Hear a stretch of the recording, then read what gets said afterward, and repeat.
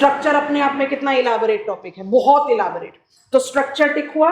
Structure को टिक करने के बाद रिसोर्सेज वाले टॉपिक पर आ जाओ। एनर्जी रिसोर्स लिखा है, मिनरल रिसोर्स लिखा है, यस और नो? टिक कर लेंगे, दोनों को बड़े आराम से कर सकते हैं। बायोटिक रिसोर्स लिखा है। Do you think that we are done with biotic resource? Biotic resource vegetation हो गया, वाइल्ड लाइफ हो गया, टिक कर सकते हो। मरीन रिसोर्सेज का थोड़ा सा स्पेसिफिकेशन यहां पर भी लेंगे और थोड़ा एग्रीकल्चर के साथ लेंगे, तो उसको टिक मत करो, उसको ऐसे ही छोड़ दो। बायोटिक को आप टिक कर सकते, ठीक है। अच्छा, जैसे ही आपने रिसोर्स का ये वाला ब्लॉक टिक करा तो यहां पर पहले लिख देते हैं, उसके बाद अभी रुके रहो सिलेबस पेज पर ही। यहां पर जब हम सारे रिसोर्सेज के बारे में पढ़ रहे होंगे ना, तो सॉइल में ले जाने से पहले राइट हेयर यहीं पर ही लिख देते हैं नंबर 7। हम आपको एक quick mention of Indian energy crisis के बारे में बता देंगे। हम इसको छोड़ेंगे बिल्कुल भी नहीं, क्योंकि जब आप एनर्जी रिसोर्सेज के बारे में पढ़ ही रहे होगे तो will just take the reference of what is meant by Indian energy crisis and what we are doing to demarcate it. इसको आप लिखें, लिखने से पहले यहां टिक कर लो एनर्जी क्राइसिस। तो बहुत ध्यान से देखेंगे, रिसोर्स में हमने कौन से रिसोर्स को टोटली अवॉइड कर दिया? सरफेस और ग्राउंड वाटर टोटली छोड़ दिया। क्यों छोड़ दिया? वाटर रिसोर्स हम पढ़ते ही नहीं हैं। हम तो वाटर रिसोर्स रीजनल ज्योग्राफी के साथ पढ़ते हैं, जहां वाटर शेड भी पढ़ते हैं, फ्लड प्रूफिंग भी पढ़ते हैं, ड्राउट प्रूफिंग भी पढ़ते हैं, तो हमारे राडार पर नहीं है। उसको ब्लॉक करके रीजनल ज्योग्राफी लिख लीजिए। लैंड रिसोर्स का एक मेंशन हम एग्रीकल्चर में करेंगे और एक हम कंटेम्प्रेरी इश्यूज में जज करते हैं when we talk about land use changes and land resource planning. तो it is a divided part but it will be there, so don't cut it, don't tick it, leave it. So एक marine resource और एक land resource को हमने कहा छोड़ दो, मत टिक भी मत करो और कट भी मत करो। एनर्जी क्राइसिस हम यहाँ आपको बता देंगे। अच्छा, एनर्जी क्राइसिस होते ही अब हमारे पास क्या टॉपिक बच गया? ऐड कर देते हैं number 8 and final. It is Indian soil, geological and geographical category, distribution, types, problems and management. Basically मुझे लिंक दे देता है to get towards agriculture geography. इसी को हम एक ब्रिज लेकर एग्रीकल्चर की तरफ चले जाए। Indian soil, this will be our last head, you can easily tick it up. It is written in your syllabus of physical setting last में। soil types and their distribution, types भी, distribution भी, and we'll also talk about the problem and etc of Indian soil. That will take me to agriculture job। watershed हमें नहीं पढ़ना है यहाँ, flood drought नहीं पढ़ते यहाँ पर, ग्राउंड एंड वाटर रिसोर्स। ऐसा नहीं है कि हम बिल्कुल इग्नोरेंट रहेंगे, आप थोड़ा सा सोच कर देखो। If I just create out this, ऐसा बिल्कुल भी नहीं होगा कि आप जीरो लेवल पर होगे। आप सोचो, आप इस टॉपिक में ड्रेनेज ऑफ इंडिया पढ़ रहे हैं, तो आप पढ़ रहे हो Brahmaputra river system, Indus river system, Godavari river system. Are you not making yourself aware of surface water resource in India? Ignorant आप बिल्कुल नहीं रहेंगे। It is not that will not be talking about water resource at all, पर वो हमारे radar पर नहीं है। We are not learning it, so we are taking it clear. और इसी के बाद जैसे ही आप नेक्स्ट स्टेप पर पहुंचते हो, you talk about Indian climate and you learn कि भाई नॉर्थ ईस्टर्न स्टेट्स जो हैं वो प्रेसिपिटेशन सरप्लस हैं। प्लाट्यू इंटीरियर्स लाइक झारखंड या छत्तीसगढ़ या Vidarbha, that is eastern Maharashtra, और Rajasthan and northern Gujarat are water deficit area, क्योंकि वहां प्रेसिपिटेशन लेस देन 75 सेंटीमीटर्स है। तो are you not learning that there is inequality in the water resource distribution in the country? So it will not remain ignored, but we don't learn water resource here. Water resource का domain जाता है water resource planning with the regional geography. So we are very clear, हम उसको यहाँ पर नहीं पढ़ रहे, and that is the point that we should always be reminding. यहाँ नहीं पढ़ रहे का मतलब नहीं कि पढ़ते नहीं है, पर जहाँ appropriate है वहीं पर इसको जज कर। ठीक है, this will be our study plan for topic, 2 topics taken together. So हमें शुरुआत कहाँ से करनी है? Introduction। तो चलो भाई, मैप ऑफ इंडिया खोलो अपने सामने। बहुत सारी चीजें समझाते हुए छोटे छोटे डायग्राम्स, फ्लो चार्ट बनाते जाएंगे, आप समझते जाएंगे, उसको कॉपी करते जाएंगे। मेरे ख्याल से डिक्टेशन वाला पॉइंट यहाँ पर रिक्वायर्ड नहीं है। Once that is done and we begin with physiographic region, then I will begin with dictation. ठीक है, मैप ऑफ इंडिया आपके सामने। When I take geological survey of India, GSI, geological survey of India कहती है India के physical features जो हैं वो 5 हैं। पहले एक ओवरव्यू लेते हैं। इंडिया के फिजिकल फीचर्स दो हैं, ऑन शोर, ऑफ शोर। तो मेरे लिए सबसे पहले रिक्वायरमेंट है भाई ये ऑन शोर और ऑफ शोर का डिफरेंस क्या है, इसको जज करना। तो when I see map of India, I very clearly see, physical map of India मुझे बड़े आराम से दिखाई दे रहा है कि mainland of the country is having at least 3 physiographic units. More I travel north, it seems mountain.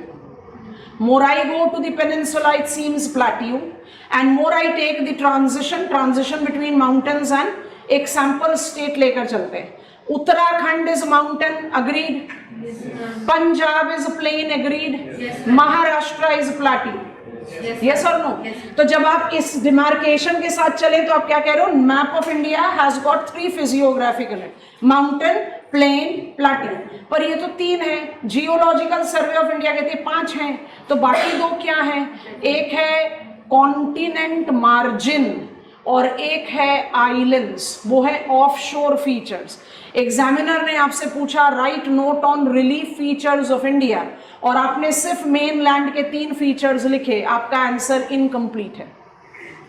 So we are not introducing ourselves with what is map of India and what are, जब हम demarcation लेंगे climate का तब हम आपको बता देंगे tropic of cancer कहाँ से पास कर रहा है और 82 डिग्रीज 30 मिनट्स ईस्ट लॉन्जिट्यूड कहाँ से पास कर रहा है, क्योंकि क्लाइमेट में उसका रेफरेंस है, अभी जरूरत नहीं है। तो India is located where? India is located in South Asia. India is located where? It is the country of South Asia, dominant one, and that is the reason South Asia is sometimes misinterpreted as Indian subcontinent. वो नहीं पढ़ना। Introduction किस चीज का लेना है? Relief का लेना है। So Geological Survey of India says India has 5 onshore, offshore relief feature. तो ये onshore और offshore को समझे कैसे? तो introduction शुरू कर रहे हैं, ठीक है? पेज यहीं पर याद। I am making a very crude diagram, इसको हम थोड़ा सा एनलार्ज करते हैं थोड़ी देर के बाद। This is my mean sea level, mean sea level, mean median mode, average. What is the definition of mean sea level? Mean sea level is mean average of high tidal and low tidal level. It is from mean sea level that I measure the height or the depth of the feature, like Mount Everest, Mariana Trench. तो जब भी आप कोई height या depth लेते हैं तो आप मीन सी लेवल से लेते हो। Why it is called mean? Because it is average. Sea water का कोई स्टैटिक लेवल थोड़ी है, it is marking up its fluctuation. So mean of what? Mean of high and low tidal level. जैसे ही आप ये बहुत बेसिक सा डायग्राम लेते हो, यहाँ पर कुछ इंपॉर्टेंट टर्म्स आ रहे हैं आपके रेफरेंस में, नोटिस करें। This is called shore line, समझते जाओगे और उसके बाद कॉपी डाउन करोगे, अभी सबका पेन डाउन रहना चाहिए। This is called coast line. हम नॉर्मली इनको इंटरचेंजेबल यूज करते हैं, ये इंटरचेंजेबल नहीं है। What is shore line? Shore line is the boundary between land and water. What is coast line? Coast line is that landward limit where high tidal water can intrude in. Yes or no? इसका मतलब between shoreline to coastline आप कौन सा area बोल सकते हो? Intertidal. Sometimes inundated, sometimes exposed. Yes or no? पर इस डायग्राम का पर्पस थोड़ा सा डिफरेंट है, तो हम इसमें क्या ऐड कर रहे हैं जरा ध्यान से देखो। shoreline, on shore, shoreline, of शोर। अब इसमें कई बार स्टूडेंट्स इस चीज से शायद कंफ्यूज होते हैं, why India remains dry during winters? India remains dry during winters because wind is of शोर। तो ऑफ शोर विंड का मतलब क्या हुआ? जो लैंड से वाटर की तरफ जा रही है। तो जो विंड लैंड से वाटर की तरफ जाएगी उसमें मॉइस्चर कहां से होगा? ड्राई कंडीशन ही तो होगी। And why India becomes wet during summers? Because India experiences on shore winds. तो ऑन शोर विंड्स कौन सी हुई?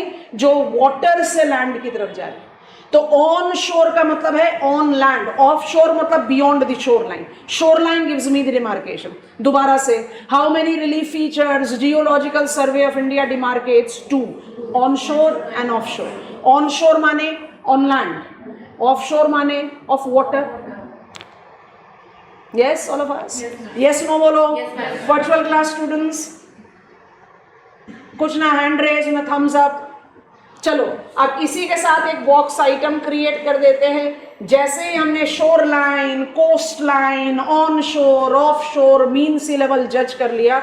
हमने जज कर लिया first order relief. What is first order relief? First order relief is small scale macro divide of macro division of land and water. ना तो लैंड फीचरलेस लो लैंड है ना वाटर है, तो वहां पर जाते हैं तो second and third order relief features add on होगा. समझ में आ रहा है? इसको कॉपी डाउन करेंगे. थोड़ा सा पेज एडजस्ट करना पड़ेगा, कैमरे में दिखाई नहीं दे रहा है. अब दिख गया. Introduction step number 1. सीधा सीधा डायग्राम ड्रॉ करो और कुछ नहीं करना. जब हम इन चीजों का इस्तेमाल करेंगे आपको कंटेंट बिल्ड करने में, तब जर्क फील नहीं होना चाहिए कि ये कहां से टर्म आ गया. This figure is helping you learn on shore, off shore. You write down Yogita, I will just explain it. Box's first order relief, that is macro divide, macro scale, small scale divide of land and water. Box item clear नहीं हुआ, कोई बात नहीं. Diagram clear हो गया सबको? Yes, no बोलेंगे. Virtual class, okay. Introduction step number 1. When I take reference of relief feature study, I need to be comfortable with how do, in what context I use the term onshore and offshore. तो onshore and offshore का इस्तेमाल जो है shore line के reference पे किया जाता है. डेफिनेशन लिखने की बिल्कुल भी जरूरत नहीं है. डायग्राम बड़ा सेल्फ डिपिक्टिव है. Shore line on land, on shore, towards water, off shore. Mean sea level, mean of high and low tidal level. ठीक है. फर्स्ट ऑर्डर रिलीफ बॉक्स में, उसको रहने दीजिए. आगे बढ़ रहे हैं. अब हम टर्म का इस्तेमाल कर रहे हैं बॉक्स आइटम से रिलीफ, तो हम इंट्रोडक्शन का स्टेप नंबर 2 ले रहे हैं. ध्यान से देखेंगे और ऐड कर रहे हैं. पेज ऐड कर दिया यहां पर. So I am now taking step number 2. Pen बिल्कुल ड्रॉप करके रखो, समझो, उसके बाद लिखना. Number 2, when I talk about relief, अब हमने फर्स्ट ऑर्डर रिलीफ बॉक्स में लिखवा दिया और हमारे लिए प्रॉब्लम हो गई. Relief, what is relief? We are suppose to learn relief. We are supposed to learn physiographic region. When do I use the term relief? Relief का मतलब क्या है? Relief is topographical feature. Relief is topographical feature that is divided on the basis of scale and on the basis of involved processes. अब बहुत ध्यान से समझना, scale पर दोबारा डेफिनेशन का रेपिटेशन आ रहा है. आप इमेजिन करो कि आप खड़े हो कहीं स्पेस में. खड़े कैसे होगे स्पेस में? उड़ रहे हो स्पेस में, और वहां से आप प्लैनेट अर्थ को नोटिस कर रहे हैं. What will you view? Blue planet with some patches of land. First order relief. Division of the surface, macro scale. आप क्या चीज नोटिस कर रहे हैं? आप इंडिया के रिलीफ को स्टडी करना चाह रहे हो. तो what is Indian relief? Indian relief will be first order as land and water. तो क्या इंडियन लैंड मास बस एक लैंड पैच है? नहीं, वहां माउंटेन भी है, प्लेट्यू भी है, प्लेन भी है. I hope you are understanding. So what is first order relief? It is the macro scale divide of relief feature. So relief is topographical feature. It is classified on the basis of scale. On the basis of scale, information repeated. First order relief is the macro scale divide of relief. अभी हमारा scale India है. जब आपका scale map of world होगा तब आप क्या कहोगे? Surface of earth is divided into 7 plus 5 first order relief features, 7 continents and 5 oceans. Yes or no? Yes. So first order relief क्या हो गया? फिर से लिख दिया macro scale of division. ये डिवीजन किसको जस्टिफाई करता है? Land and water divide. तो इंडिया में हम इस स्केल को अप्लाई कर सकते हैं, बिल्कुल कर सकते हैं. India is not just the land. India is 12 nautical miles of territorial water, 200 nautical miles of exclusive economic zone. तो भाई हमारे यूनियन में we do have got the political jurisdiction on the neighboring water also. तो land water दोनों को include कर सकते हैं. I think this is comfortable. Okay. We also divide relief on the basis of process. जैसे ही process का division लेते हैं, ये आ गया 2. Second order relief, third order relief. Second order relief by endogenic process, process यहां लिखा है तो नहीं लिखेंगे. और third order relief by exogenic process. Endogenic process और एक्सोजेनिक प्रोसेस का एक एक सैंपल केस दे रहे हैं. इसके बाद आप इसको कॉपी, पहले समझोगे फिर कॉपी करना.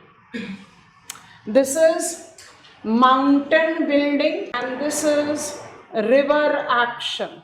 अब पेन ड्रॉप रहेगा, समझिए, उसके बाद कॉपी डाउन कर लेना. When I talk about relief, क्योंकि मुझे शुरुआत करनी है इंडियन रिलीफ से, इंडियन फिजियोग्राफी से. So once I start struggling with this is Aravalli, this is Mewar Plateau, this is Abu Hills and it is second order relief feature, तब मेरे दिमाग में ट्रबल नहीं होना चाहिए second order मतलब क्या, so that I can concentrate on what is Aravalli, what is Abu Hills and what is Mewar Plateau. So ध्यान से समझेंगे. When I talk about relief, I study relief not just on the basis of scale, इसलिए हमें on and off शोर दोनों features को पढ़ना है. फर्स्ट ऑर्डर रिलीफ ना तो बे ऑफ बंगाल, अरेबियन सी, ना Indian land mass is featureless low land. They have got big variety of relief. And if I just have to name few to prove my point, Indian land mass is mountain, plateau, plain. तो ये किसकी वजह से बना? Some processes. How do I categorize these processes? I categorize these processes as endogenic and exogenic. 99% of your syllabus of geomorphology is endogenic and exogenic. अभी आप बिल्कुल एक 6 लेवल की NCERT का इंफॉर्मेशन ले रहे हैं. ध्यान से सुनेंगे. हम सब ने कोस्टल एरिया देखा हुआ है, अदरवाइज नहीं मूवीज में देखा हुआ है. We all have seen sea waves. This is coastal area, this is shore line, this is coast line. You now know the difference. ये एकदम फीचरलेस लोलैंड है. On shore featureless lowland. Sea wave is crashing down on shore, इसको बोलते हैं surfing. And then it quietly retreats back, इसको बोलते हैं backwash. सी wave लगातार ये वाला काम कर रही है. It is surfing and it is retreating. We have seen sea waves. ये फीचरलेस लोलैंड है. Sea waves doesn't have anything to do. अब प्लीज कोस्टल एरिया में एक माउंटेन को खड़ा कर दो. Now sea wave is crashing on it. It's pressure exerted. It is retreating. It is pressure released. Repeat the process. Will it result into breaking up of this mountain? Yes, ma'am. So ध्यान से, mountain building is development of variation. Sea wave is cutting down that variation. Mountain building, endogenic, second order relief. Sea wave, river, exogenic, levelling, third order relief. दोनों ही अपने domain में important है. तो हम river के वर्क को या सी वेव्स के वर्क को थर्ड ऑर्डर क्यों बोलते हैं? Because for me the leveller to work I need variation. जब तक सेकेंड ऑर्डर रिलीफ नहीं होगा, थर्ड बनेगा कैसे? अभी आपको फीचरलेस लोलैंड का एग्जाम्पल दिया. ये ऑल ऑफ अस दूसरे तरीके से कोशिश कर रहे हैं. ध्यान से सुनिए. Aravallis, old fold mountain. It is believed that once upon a time Aravallis were as tall as Himalayas. Himalayas का एवरेज एलिवेशन 6000 मीटर्स है. अरावली के हाईएस्ट पीक की हाइट भी 2000 मीटर नहीं है. Guru Shikhar, the highest peak of Aravalli, is standing tall at 1722 meters from the mean sea level. Average elevation of Himalayas is 6000 meters. Aravalli once upon a time was as tall as Himalayas. क्या हो गया भाई अरावली को? It has been leveled. Yes or no? Older the relief, leveling. I hope you are understanding. So I can take relief feature on the basis of processes. So if it is endogenic, India अगर Eurasia की तरफ compress नहीं हुआ होता तो हिमालयाज नहीं बनते. And minded Himalayas mean 6000 meters of height. So endogenic forces are variability developers. This variation is called which order relief? And exogenic forces are levelers. they develop third order relief feature. समझ में आया? तो land and water first order relief combines second and third order relief feature. Second order relief, ये वाला term भी लिख देते हैं यहाँ पर. Second order relief by endogenic force as a mountain building, it creates variation, so variability developer. And third order relief is leveler, चाहे वो river है चाहे वो sea waves है. बात समझ में आई? इसको कॉपी डाउन करें. Step number 2, relief. Relief are topographical features. Relief, the topographical features can be classified. Everything, Yogita, river, wind, glacier, sea wave, all of them. अभी हम जियोमॉर्फोलॉजी नहीं पढ़ रहे ना बच्चे, हम अभी इंडियन फिजिकल ज्योग्राफी पढ़ रहे हैं. जब हम जियोमॉर्फिक साइकिल पढ़ते हैं तो हम सब पढ़ते हैं. कास्ट साइकिल भी पढ़ते हैं, पेरीग्लेशियल साइकिल भी पढ़ते हैं. अभी नहीं. And I am repeating, we are learning some of the very important introductory steps so that we don't feel jerk when we get into the factual details of relief features of India. So when I talk about the study of topography, सबसे पहली चीज हमारे लिए क्या important है? What is on and offshore? On and offshore is demarcated on the basis of shoreline. Shoreline is the boundary between land and water. Onshore is on land, offshore is water. From there we have taken step number 2. So if I am talking about land, continent, which order relief feature it is? If I am talking about land, continent, onshore, which order relief feature it is? First order. If I am talking about offshore, I am talking about water, be it Indian Ocean, be it Bay of Bengal, be it Arabian Sea, it will be first order again. Land and water is also relief, but which order? First order, macro scale divide. जब आप macro scale divide की बात करते हो और first order relief लेते हो तो automatically आता है, are we having anything called second order and third order? Yes, we are. Which relief features are called second order?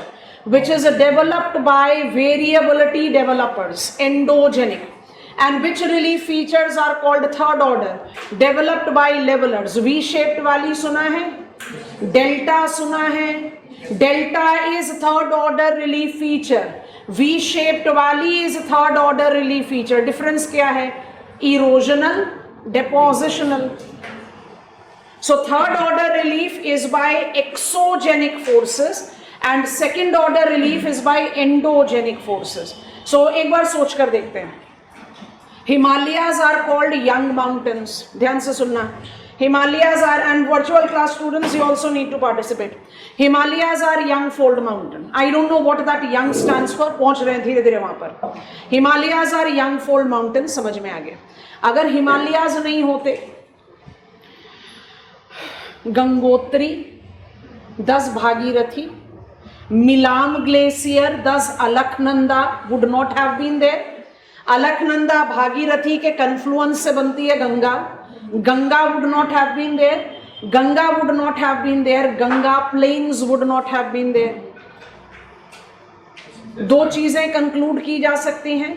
Ganga plains are younger in age than Himalayas. Yes, ma'am. Logical.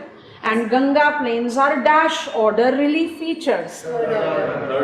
जब आप इसको NCERTs में पढ़ोगे, जब आप इसको otherwise अपने हम भी इस्तेमाल करेंगे तो आपके क्लास नोट्स में भी लिखा हुआ होगा, तो जर्क नहीं आना चाहिए. ये कहां से आ गया? I need to be comfortable with. Third order मतलब क्या? Something which is been developed by exogenetic forces.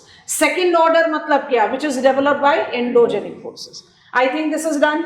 अब हम ले रहे हैं स्टेप नंबर 3. अब ये तो समझ में आ गया, relief feature are topographical features that can be divided as on the basis of scale or on the basis of processes. But यहाँ पर sufficient नहीं है. Categories of second and third order relief feature चाहिए. ठीक है?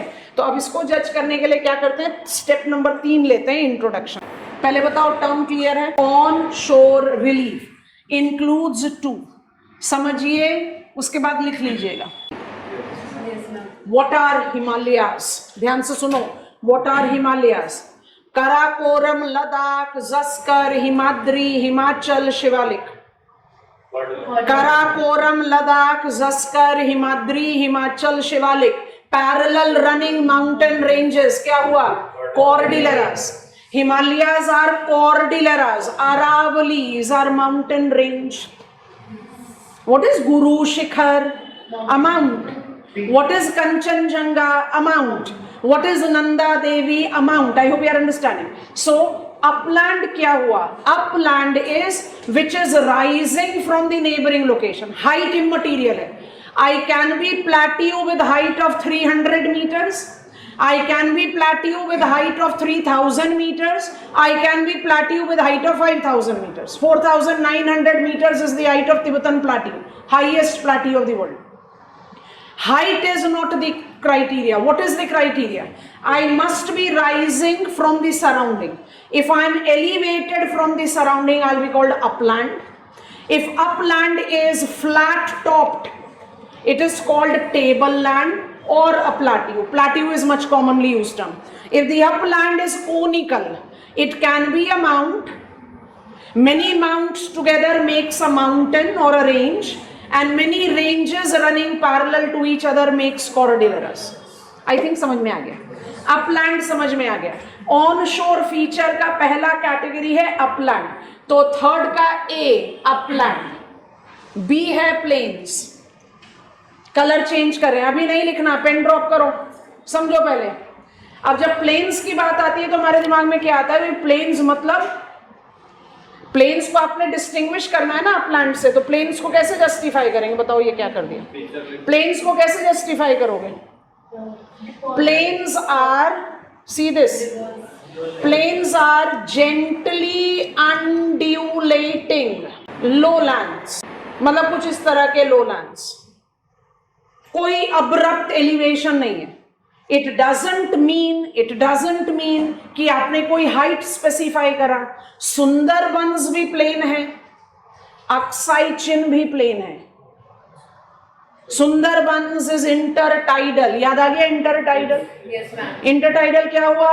Between shore line and coast line. मतलब सुंदरबंस का elevation जो है वो 200 मीटर से भी कम है, और Aksai Chin is the plain at the height of more than 3000 meters. So what is a plain? Plain is gently rolling, undulating lowlands which can be found at any elevation. Ganga plains का average elevation 200 meters है. Sundarbans is intertidal. Aksai Chin, Soda plains are at the height of 3500 meters. So height is not the criteria. Criteria is what is the dimension and elevation of that particular feature in a given location. If I rise abruptly from the neighboring, I'll be called upland. Upland के कौन से दो dimension? Plateau, tableland, and conical, which can be a mount, which can be a mountain, which can be cordillera. And plains क्या है? Example भी लिख देते हैं, उसके बाद आप कॉपी करना. हम पेज को थोड़ा सा श्रिंक करेंगे, इंफॉर्मेशन काफी डाल दिया. प्लेन्स को किस तरह से डिवाइड कर रहे हो? Plains can be Sundarbans. क्या प्रूफ करा इससे? वो इंटरटाइडल लेवल पर है. इंटरटाइडल लेवल मतलब हाई एंड लो टाइड के बीच में है, मतलब मीन सी लेवल पर है, बिल्कुल उस हाइट पर. और अगर हम अक्साई चिन के बारे में बात कर लें तो this is also plain. It is at the height of more than 3000 meters. तो हाइट नहीं डिसाइड करता कि मैं प्लेन हूं या प्लाटी हूं. प्लेन क्यों है? जेंटली अनड्यूलेटिंग. प्लाटियू क्यों है? Abruptly rising from the neighbouring area. Upland and plains are on shore relief feature. आई बात समझ में? कॉपी डाउन करो. बिल्कुल ये जनरल इंट्रोडक्शन है. ये कितना मदद करेगा आगे आप खुद ही देखना.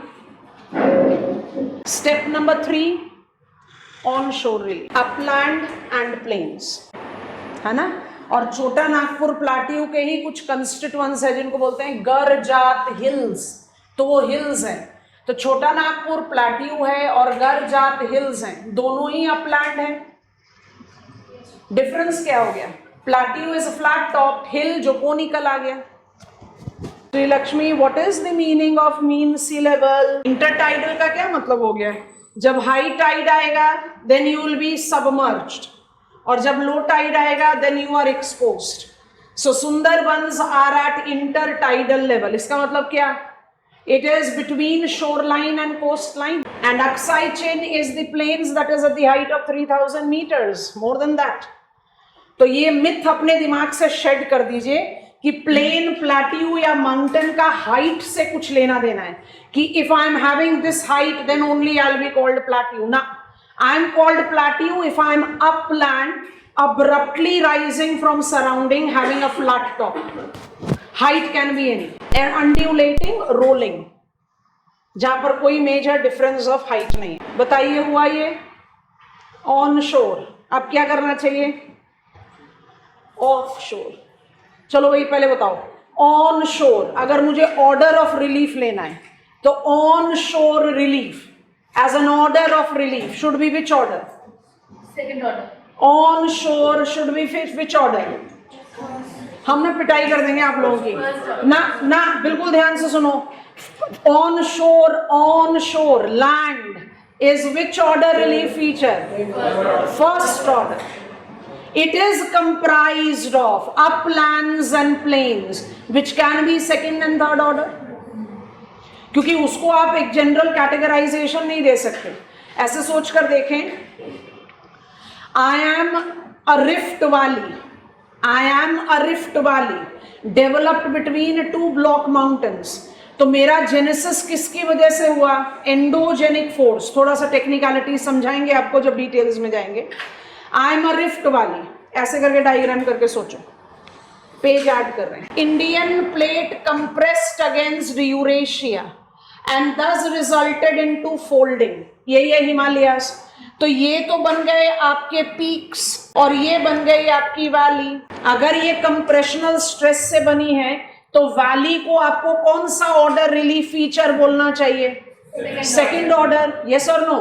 Kashmir valley is a synclinal valley. Second order हुआ. ये पीक को बोलते हैं एंटीक्लाइन, ये आपको बताएंगे हम जब हिमालयास पढ़ेंगे. और वैली को बोलते हैं सिनक्लाइन. जो फोल्ड के दो पार्ट होते हैं, up thrown part is anticline that makes peak, down thrown part को कहते हैं syncline. So Kashmir valley is a synclinal valley. शाबाश. सिनक्लाइनल वैली हुआ तो कौन सा ऑर्डर रिलीफ फीचर हुआ?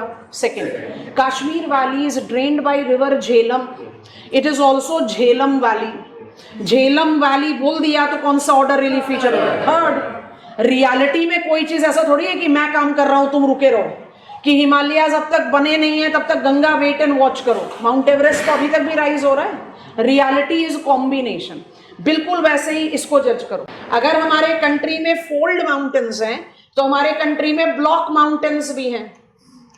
अब मेरे पास ब्लॉक माउंटेन नंबर 1 हुआ विंध्यन, ब्लॉक माउंटेन नंबर 2 हुआ सतपुरा, और विंध्यन और सतपुरा के बीच में मेरे पास ये रिफ्ट वैली है. तो ये भी वैली है. अगर ये रिफ्ट वैली है बिटवीन टू हॉर्स्ड, तो आप इसको कौन सा ऑर्डर रिलीफ फीचर बोलोगे? ये टेंशनल स्ट्रेस से बनता है, सेकंड ऑर्डर. अब इस रिफ्ट वैली में रिवर नर्मदा को ड्रेन कर दो. Between Vindhyans and Satpuras, the Rift Valley is drained by river Narmada. तो नर्मदा वैली कौन सा ऑर्डर रिलीफ फीचर? रियलिटी में तो वो कॉम्बिनेशन में रहेगा. आ रही है बात समझ में? इसलिए we just want to be comfortable with term कि जब हम वहां नेम का बर्डन हैंडल कर रहे हो तो हम इसी में नहीं लटके रहें कि कौन सा थर्ड था, सेकंड था and etcetera. That is the reason we are trying to create introduction. ठीक है, चलो प्रीवियस पेज पर जाते हैं. पहले we have talked about onshore relief features. Onshore relief features can be plains or upland. Upland में आप प्लाट्यू, माउंट, माउंटेन्स एंड कॉर्डिलरास का डिस्टिंक्शन जज कर चुके. अब इसी में स्टेप नंबर 4 ले लेते हैं. हमारा स्टेप नंबर 4 हुआ ऑफ शोर फीचर. डायग्राम ड्रॉ कर रहे हैं, ध्यान से देखें और उसके बाद फिर इसको कॉपी डाउन कर लें. ऑफ शोर थोड़ा सा एनलार्ज्ड वर्जन, फिर उसकी और थोड़ी सी details. Continent shelf, continent slope and deep sea plain. ये कौन से फीचर्स हुए? ऑफशोर. ऑफशोर फीचर्स में हम कौन कौन से फीचर्स को इंक्लूड करते हैं? Continental shelf, continental slope and deep sea plane.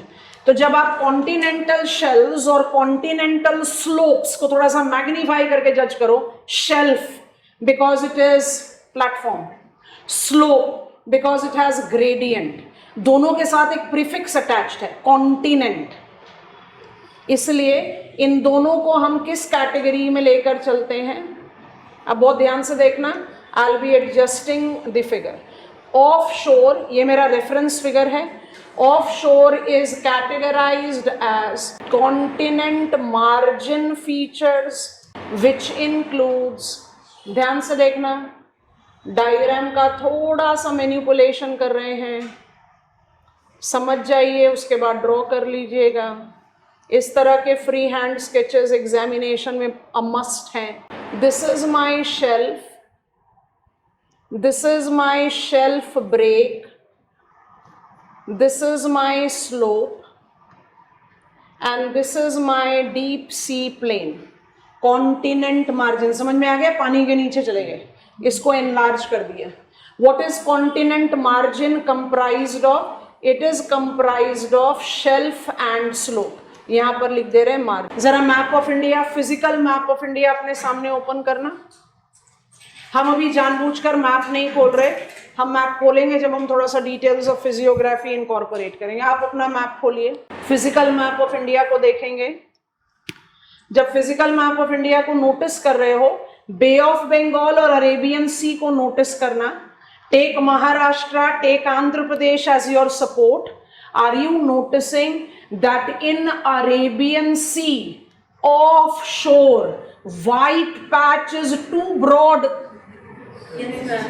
Offshore white क्या है? जरा इंडेक्स में देखो, white is 200 meters below the mean sea level, है ना? अब आंध्र प्रदेश में आ जाओ, are you noticing that this white is very narrow compared to Maharashtra? और for that matter गुजरात में जा रहे हो तो और broad हो जा रहा है वो। Yes or no? What is that? Continental shelf. Are you getting it? So what are continent margins? Continent margins are continental shelf and slope. Are they only continental shelf and slope? Nah, they are also.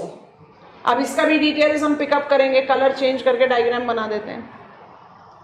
अभी के लिए सिर्फ reference point. फिर से यही वाला diagram है, थोड़ा सा मॉडिफाई कर दिया, ध्यान से देखो, इधर बनाते हैं क्योंकि उसके बाद हमें बहुत मिनिमल सा कुछ लिखना है। सो अगेन दिस, हम इस तरह के डायग्राम क्लास में लगातार इंसिस्ट करेंगे, खुद ड्रॉ करेंगे, इमेजेस तो डेफिनेटली दिखाएंगे आपको, क्योंकि हम चाहते हैं कि हम डेवलप कर लें इस तरह की कैपेसिटी ऑफ डायग्राम ड्राइंग।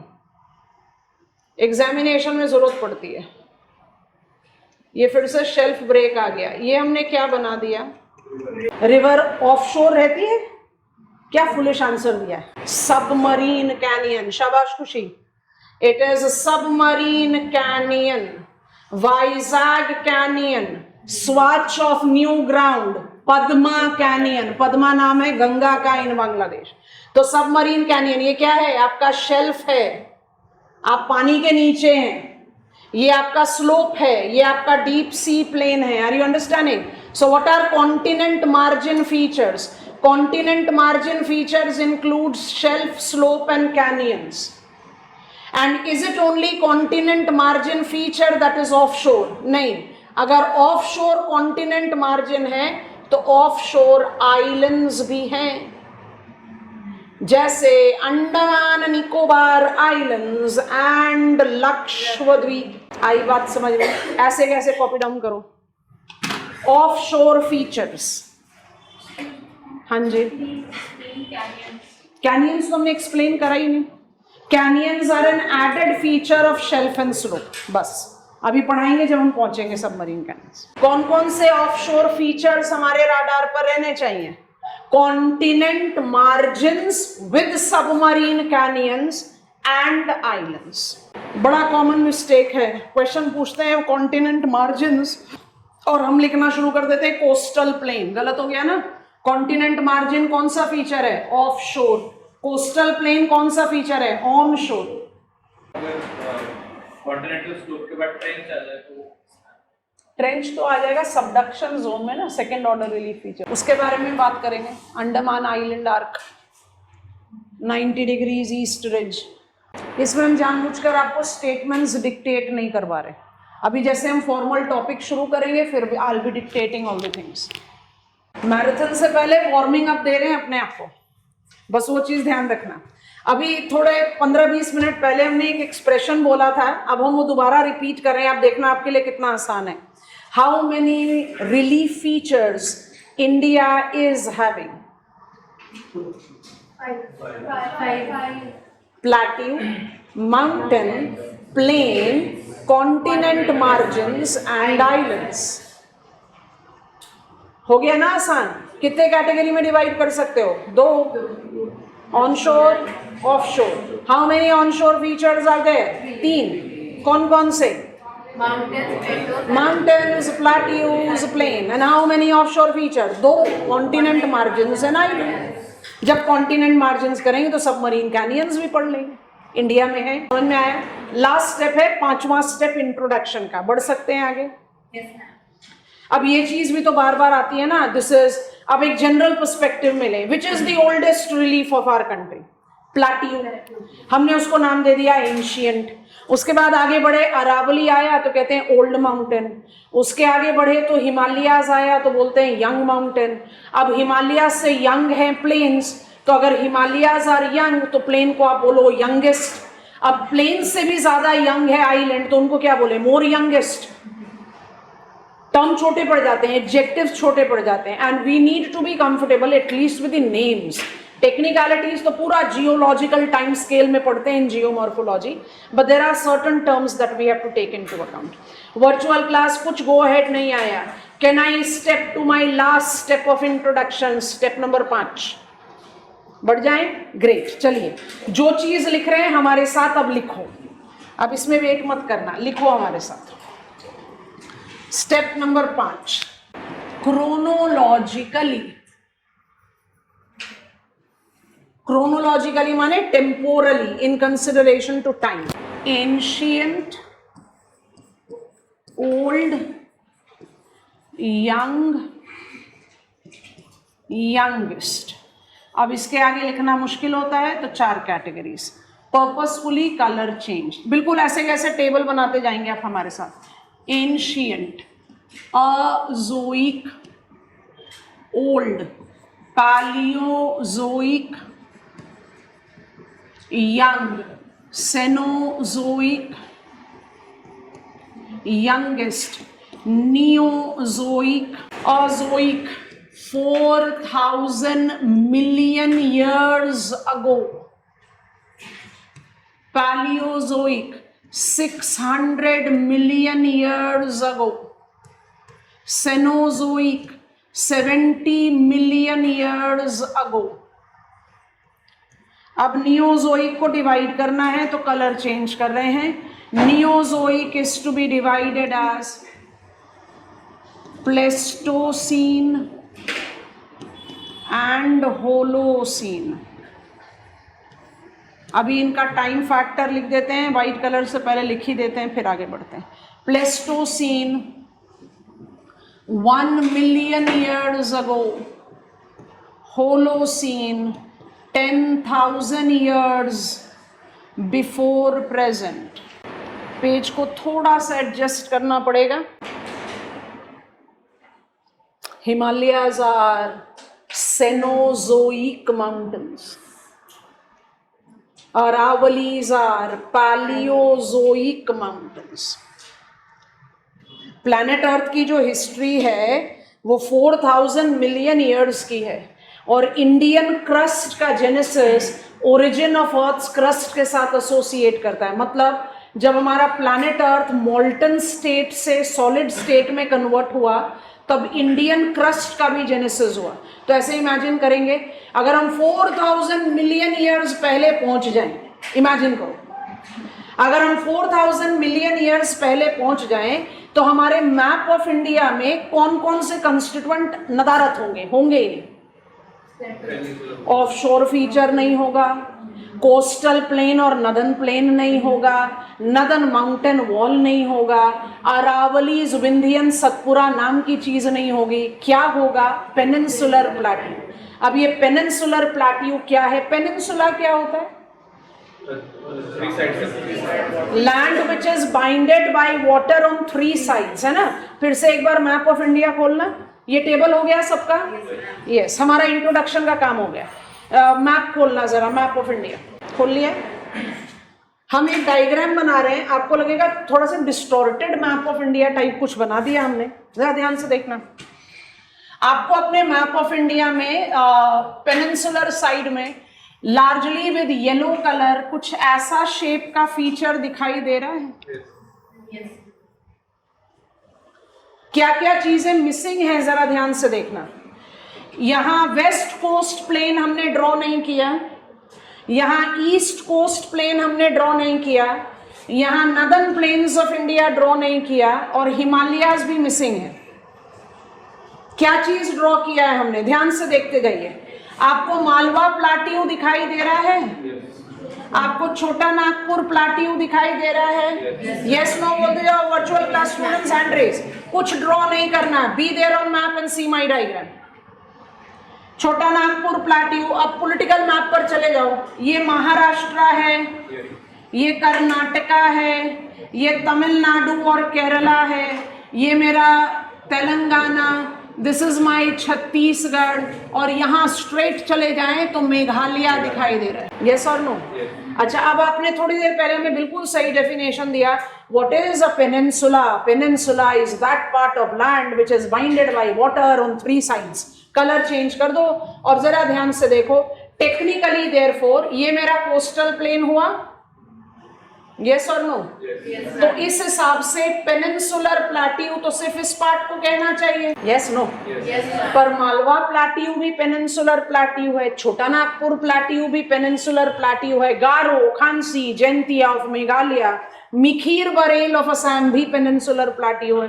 क्योंकि peninsular plateau is not about its location, peninsular plateau is the oldest relief feature of the country, developed some 4000 million years ago. अगर ये नहीं होता तो क्या कंप्रेस करता अगेंस्ट यूरेशिया? तो हिमालयाज नहीं होता, हिमालयाज नहीं होते तो प्लेन्स नहीं होता, मतलब इंडिया का मैप नहीं होता जैसा है। तो ये जो पेनिनसुलर प्लाट्यू है, येलो कलर का inverted triangle, that is your peninsular plateau. I think थोड़ी सी क्लैरिटी आई। How many relief features we divide our country into? 5, 2 on shore, off shore. On shore में कौन कौन से हुए? प्लाट्यू, ये वाला पेज। ऑन शोर में कौन कौन से हुए? Chronology, time, chronology is important. So time number 1 oldest peninsular plateau added with central uplands, then northern mountain wall, then plains। आप बोलोगे भाई आइलैंड्स को प्लेन से यंग कैसे बनाया? तो आइलैंड्स के बनने के लिए किस चीज की जरूरत थी? लास्ट आइस एज के टर्मिनेशन की। तो लास्ट आइस एज टर्मिनेट हुआ, ध्यान से देखो सब लोग। ये मेरा शोरलाइन है, ये मेरा मीन सी लेवल है। आइस एज जब टर्मिनेट होगा तो मीन सी लेवल राइज करेगा ना।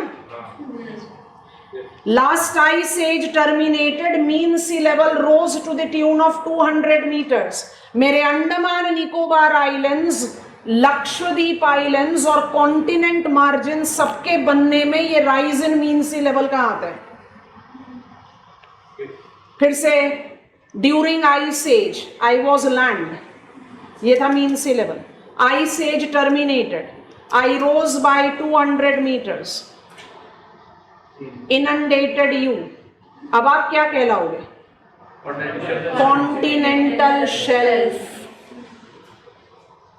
यस और no?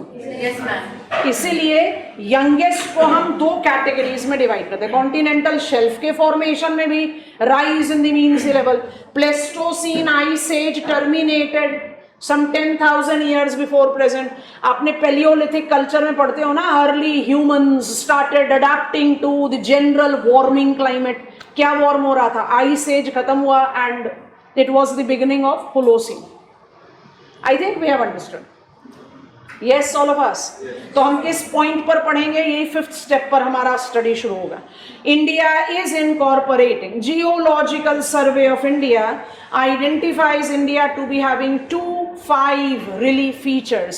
They are chronologically adjusted. Indian plateau, plateau में ही हम सेंट्रल अपलैंड को ऐड कर देते हैं, Indian plateau, northern mountain wall, plains, continent margins and islands. इन सब का एक डिटेल डिस्क्रिप्टिव फीचर्स का असेसमेंट हमें लेना है 1 बाय 1। इस इंट्रोडक्शन पर क्लास खत्म करेंगे। तो बोल्ड हेडिंग बनाओ ताकि ये पता चले कि कुछ फॉर्मली भी पढ़ा था। जो कुछ पढ़ा है वो कुछ इनफॉर्मल नहीं है, सब इंपॉर्टेंट है, बट नाउ एक थोड़ा सा कुछ डिक्टेशन दे दें। चलिए, टॉपिक फर्स्ट, बिगिनिंग, इंट्रोडक्शन हो गया, और इंट्रोडक्शन का सारा रेलेवेंस रिपीट करते जाएंगे जैसे जैसे हम आगे बढ़ेंगे, ठीक है। Physiographic regions colon relief features of India, दोनों हेडिंग आएगा। Physiographic regions, relief features of India. इनको डिस्टिंग्विश कैसे करोगे, अभी थोड़ा सा समय पास होने दो तब समझा पाएंगे, अभी समझ नहीं आएगा। Point number 1, Indian land mass marked its genesis simultaneous to the origin of the earth's crust, put a dash and write down some 4,000 million years ago. Some 4,000 million years ago. Next point. Since then till date,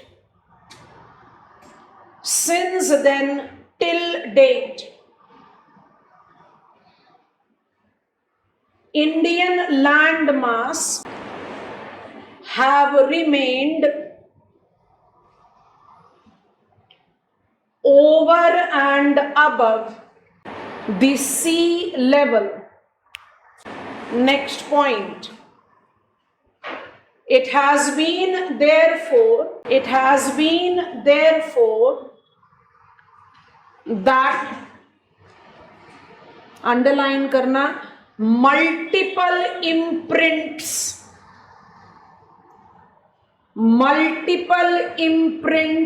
of different processes have evolved in India, adding to its relief diversities.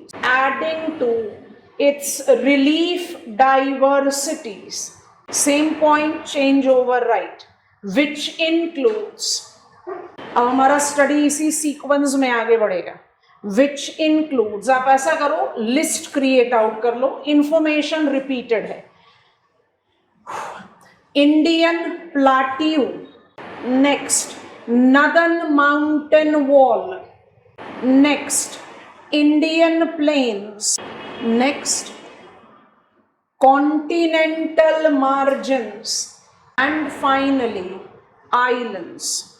मेरे ख्याल से आप आराम से इनको on and off शोर में divide कर सकते हैं, ठीक है। हमने 3 पॉइंट का इंट्रोडक्शन लिखा है, 2 मिनट का समय दे रहे हैं, एक बार फटाफट से रीडिंग ले लो। सब क्लियर है तो आज की क्लास हो गई, नहीं क्लियर है तो हम बता देते हैं। क्या वो माउंटेन्स हैं, आइलैंड्स हैं? आइलैंड्स क्यों बने? क्योंकि मीन सी लेवल राइज हुआ, राइज होने से वैली सबमर्ज कर गई, पीक रह गए एज आइलैंड, तो उसके लिए rise in mean sea level important है ना। अंडमान निकोबार माउंटेन थोड़ी हैं, आइलैंड्स है ना। कब बने islands? Rise in mean sea level. Deserts are plain. Desert is a climatological unit in feature in the plain. I'll call it as Great Indian Desert is a plain, Ladakh Plateau is an upland desert, cold desert. So desert is not a relief, desert is a climatic region. समझ में आया क्या लिखा आपने? 4,000 million years ago Indian crust evolved. Since then till date, Indian crust कभी submerge नहीं हुआ। अगर सबमर्ज हो जाता तो हो सकता था किसी पॉइंट का इम्प्रिंट ना हो। It has always been there over the water level. हमने जानबूझकर सी लेवल लिखा है क्योंकि सी लेवल भी तो फ्लक्चुएट करा इन 4,000 मिलियन ईयर्स में। So it has remained over and above sea level. does have imprints of variable processes. These imprints gives me 5 relief features. Chronologically, plateau, mountain, plain, continent margin with islands, onshore, offshore. Patience नहीं बताया अभी. Plateaus can be any case. सोच कर देखो. I was formed as mountain, conical, old है हम. आपने क्या करा? आप एक्सोजेनिक फोर्स हैं. आपने हमें कट डाउन करा. कट डाउन करके कोनिकल हटा दिया.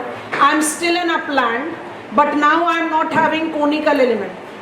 What will you call me if you go to the real area? Plateau. अब ये प्लाट्यू कैसे बना? लेवलिंग की वजह से. कुछ प्लाट्यू लावा प्लाट्यू होते हैं तो वो होंगे सेकंड ऑर्डर रिलीफ फीचर. तभी नहीं बताया. Come on, are we comfortable till here?